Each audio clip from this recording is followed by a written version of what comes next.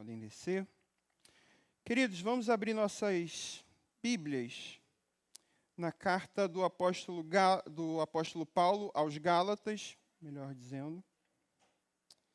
Gálatas 3, versículo 13. Hoje nós vamos dar sequência a essa série acerca da mensagem do Evangelho. E nós vamos ver como que o apóstolo Paulo trabalha essa mensagem a partir da sua carta aos Gálatas. Gálatas 3, versículo 13. Amém? Assentados mesmo, diz assim a palavra do Senhor. Cristo nos resgatou da maldição da lei, fazendo-se Ele próprio maldição em nosso lugar, porque está escrito, maldito todo aquele que for pendurado em madeira. Vamos orar mais uma vez? Senhor, muito obrigado mais uma vez por essa manhã, pelo privilégio que temos, ó Deus, de anunciar a Tua palavra de maneira livre. Obrigado porque é um privilégio diante de tantos países onde cultuar ao Senhor é proibido. Nos faz amar a Tua palavra, valorizar a Tua palavra, valorizar o culto, amar a igreja do Senhor. E que nessa manhã, Deus, o Senhor possa vir ao nosso encontro, falar aos nossos corações. Que em tudo o Senhor receba a glória, que nós possamos receber mais da Tua graça. Essa é a nossa oração, em nome de Cristo Jesus nós oramos. Amém. Meus irmãos, quando eu estava meditando sobre esse texto, sobre o Evangelho de Cristo, Gabriel falou isso muito bem nessa manhã. Como pode um Deus que toma forma de humana, ou forma de homem, se humilha ao tomar essa forma de homem, e ele morre voluntariamente, intencionalmente, por pessoas que não têm nada para lhe oferecer de volta. Pessoas ruins, pessoas rebeldes, pessoas pecadoras, idólatras, que somos nós. E quando eu estava refletindo sobre essa verdade do Evangelho, me veio em mente muitas histórias de filmes onde nós vemos as figuras dos heróis que surgem, às vezes heróis improváveis, mas que se sacrificam voluntariamente para salvar a vida de muitas pessoas. Um dos filmes que eu me lembro muito na minha infância era o filme Armagedon. Quem já assistiu? Com Bruce Willis? Bom, né? Filmaço, né? Basicamente, a história do filme é um asteroide gigante do tamanho do estado do Texas. Estava há poucos dias para colidir com a Terra e destruir toda a existência. Aí surge a figura de um herói improvável.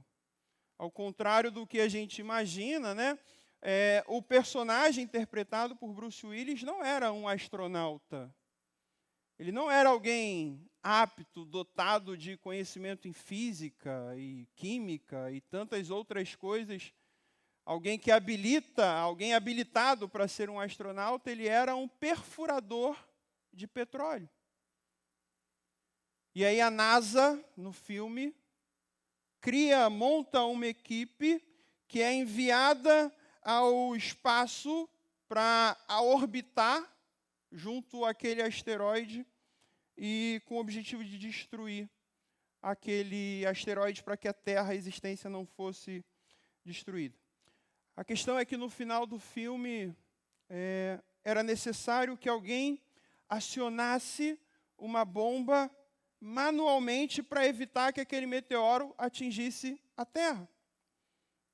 Acionar aquela bomba manualmente, voluntariamente, implicaria em auto-sacrificar-se.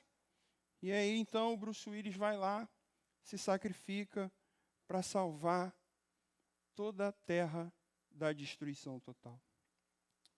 A indústria do cinema, queridos, ela está cheia de histórias de heróis que se sacrificam em favor de um grande amor, em favor da sua família, em favor de amigos.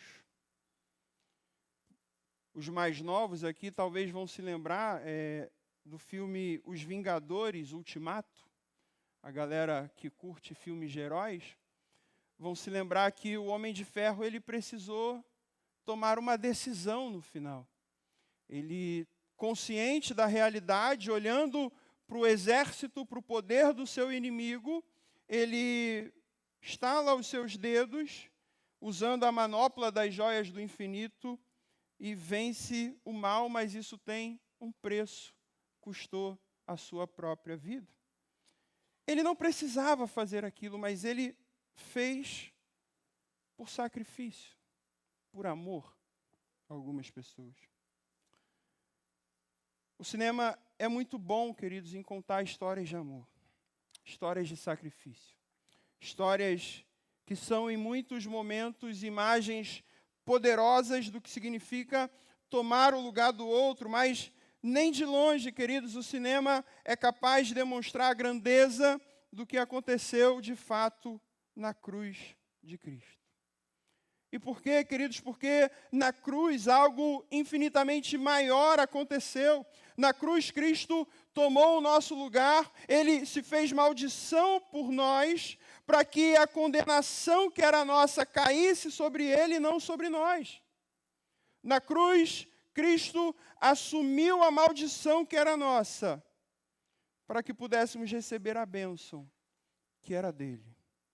E é sobre isso que nós vamos meditar nessa manhã. E hoje vamos olhar para Gálatas 3 e ver a beleza, a grandeza, a profundidade e o poder libertador do Evangelho.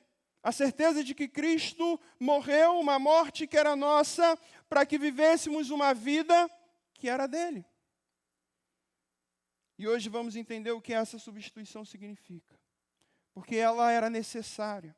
E como ela transforma a nossa vida. E antes de entendermos como Paulo constrói a sua ideia, é preciso entendermos o que Paulo quis dizer ao escrever às igrejas da Galácia. Paulo, quando escreve a carta aos Gálatas, ele estava combatendo um falso evangelho. Esses cristãos estavam sendo influenciados, sobretudo por judaizantes, que misturavam a fé em Cristo com as obras da lei como um meio de justificação. Justificação, os irmãos sabem, é um termo legal, uma declaração de conformidade com a lei, ou o ato de ser declarado justo diante de Deus. E essa declaração é o que nos torna, ou melhor, é o que nos habilita a sermos aceitos diante de Deus. Teologicamente, justificação é Deus declarar um pecador justo com base unicamente na justiça de Cristo imputada a ele, não por mérito, mas por graça mediante a fé. Isso é justificação. Os judaizantes da região da Galácia acreditavam que para se obter essa declaração de conformidade, de justo diante de Deus, era necessário uma soma entre a fé em Jesus, somada à prática das obras da lei. Um pensamento muito comum, queridos, ainda em nosso tempo, uma ideia de que para ser aceito diante de Deus é necessário a fé em Cristo somado às obras. Uma ideia de que Jesus me salvou, mas agora eu tenho que fazer a minha parte. E a minha parte implica, em muitos momentos, frequentar a igreja, fazer boas obras, dizimar, servir, como uma espécie de complementação a essa obra da salvação. E é essa ideia que Paulo combate com veemência nessa epístola. Paulo mostra com profundidade a obra de Cristo e como essa obra é suficiente para a salvação de pecadores. Paulo começa afirmando, o versículo 13, Cristo nos resgatou da maldição da lei. Como assim Cristo nos resgatou? E o que é essa maldição da lei? No mundo greco-romano, onde o Novo Testamento está situado, queridos, era comum a prática de se comprar escravos para libertá-los. O verbo utilizado por Paulo aqui significa literalmente comprar no mercado. Quando Paulo usa o verbo, ele transmite a ideia de comprar com o propósito de tirar alguém daquele estado definitivamente. E Paulo afirma: Jesus nos comprou. Nos tirou definitivamente do estado da maldição da lei. A maldição da lei não é a própria lei em si, mas a condenação que a lei impõe a quem descumpri-la. A lei mosaica expressava não apenas a vontade de Deus, mas sobretudo o caráter de Deus. E essa lei previa bênçãos para aqueles que a obedecessem e maldição para os que a desobedecessem. Então, nesse sentido, queridos, a maldição da lei é a sentença justa declarada por Deus sobre todos que não cumprem a lei perfeitamente. Então, quando Paulo afirma que ele nos resgatou da maldição da lei, Paulo está dizendo que Cristo nos comprou para fora do mercado da escravidão.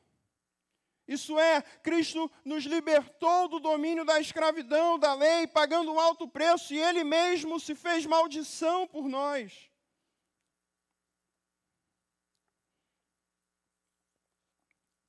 Mas essa lei tem outra função também, queridos.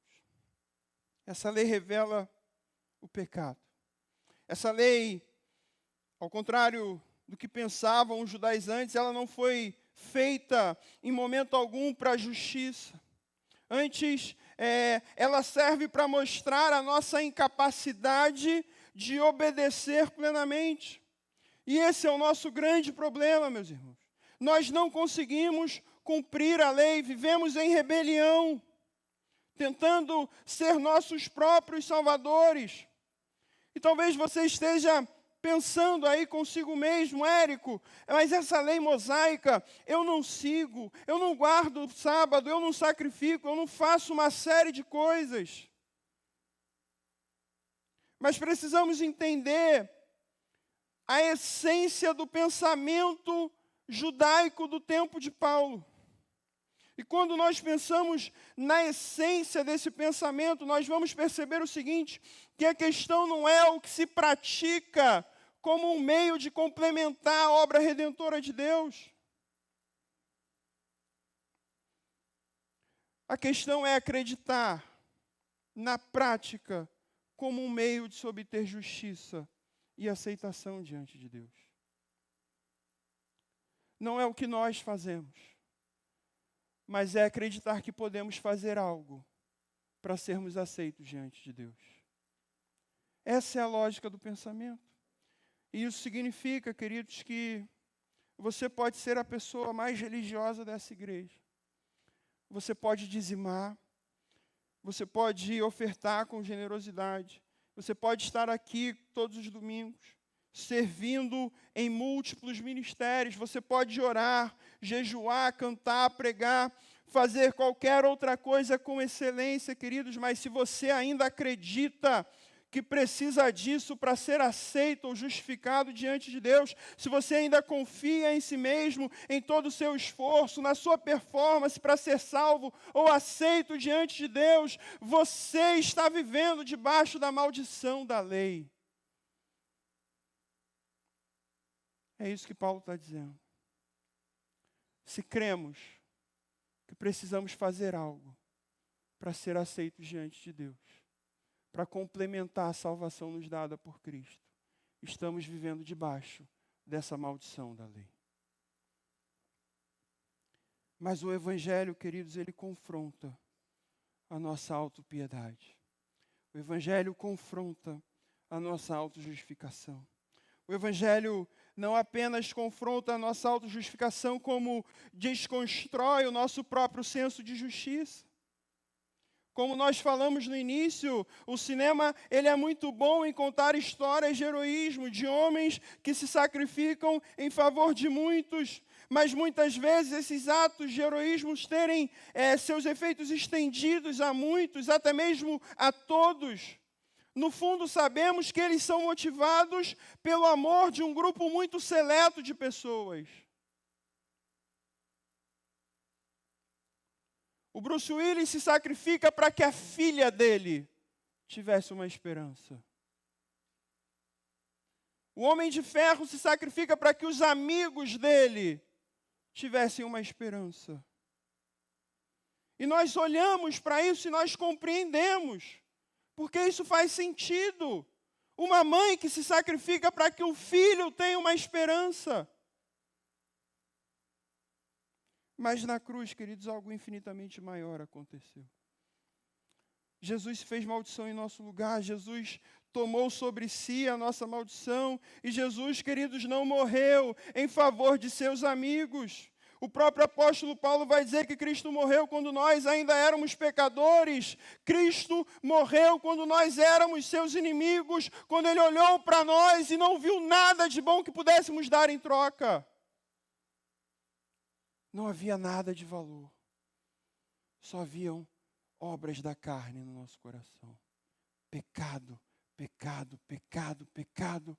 E Cristo se sacrifica pelos seus inimigos. E essa história o cinema não é capaz de contar, queridos. Sabe por que o cinema não é capaz de contar? Porque as bilheterias não vão encher para ver alguém morrendo pelos inimigos. Os cinemas não vão encher para ver alguém morrendo por quem não tinha valor. Jesus foi tratado como pecador para que nós fôssemos tratados como justos. Na cruz, Deus demonstra a sua justiça. O castigo de Jesus foi real. Na cruz, Deus tratou como justo, tratou Jesus como nós merecíamos para nos tratar como Jesus merecia. Isso, queridos, destrói o nosso orgulho, confronta a nossa autojustificação, desconstrói o nosso senso de justiça. Um inocente, um justo se entrega à morte em favor de seus inimigos, e isso é maravilhoso, queridos. É maravilhoso porque destrói o nosso orgulho manifestado na ideia de que nós podemos salvar a nós mesmos. É maravilhoso porque arranca também o nosso medo. Esse medo manifestado na ideia de que nós não somos bons o suficiente. Porque, na verdade, queridos, não se trata de quão bom nós somos ou podemos ser. Não se trata da nossa performance. Nada disso importa, se vamos conseguir ou não. Sabe por quê, queridos? Porque Jesus já se tornou maldição em nosso lugar. Então a nossa condenação já foi completamente lançada sobre Ele, a ponto de Paulo dizer que nenhuma condenação há para aqueles que estão em Cristo Jesus. E essa é a boa notícia do Evangelho, queridos. Daquilo que Jesus já fez para nos reconciliar com Deus. Havia um problema, a nossa completa incapacidade de obedecer e cumprir perfeitamente a lei. A lei era o meio pelo qual Deus revelou o caráter aprovado que Ele esperava de nós. E todos os nossos esforços em nos conformar a essa lei eram fracassados. E isso nos afastou de Deus. Nos isolou, nos tornou seus inimigos, e essa é a má notícia do Evangelho.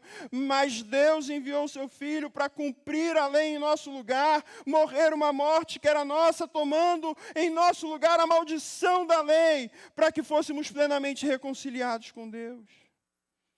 E isso, queridos, é suficiente para nos tornar aceitos diante de Deus.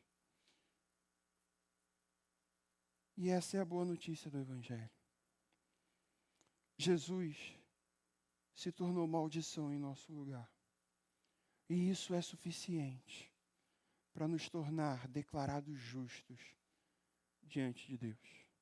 Mas essa notícia, queridos, ela traz consigo desdobramentos nos corações daqueles que descansam nessa certeza. E é aquilo que nós chamamos de resultados do Evangelho. Para aqueles que descansam nessa verdade, O Evangelho nos lembra de que nós somos livres da maldição da lei. Isso significa, queridos, que nós somos livres da culpa e da condenação do pecado. Significa que não vivemos mais tentando pagar uma dívida com Deus, porque essa dívida já foi paga por meio de Cristo. Significa que nós podemos viver agora com gratidão, com alegria e confiança. Significa, queridos, que as obras não salvam, mas são frutos de uma salvação já obtida. Sabe, queridos, você pode carregar a culpa pelo resto da vida no seu coração. Você pode olhar para o seu passado e talvez você tenha cometido alguns erros terríveis dos quais você se arrepende profundamente. Talvez você até não consiga se perdoar por alguns desses erros, ou talvez você possa viver tentando se justificar por meio do seu desempenho, abraçando demandas, ministérios, serviços além do que você é capaz de suportar. Talvez você viva a sua vida inteira aqui dentro da igreja, cheio de cascas de moralidade e religiosidade.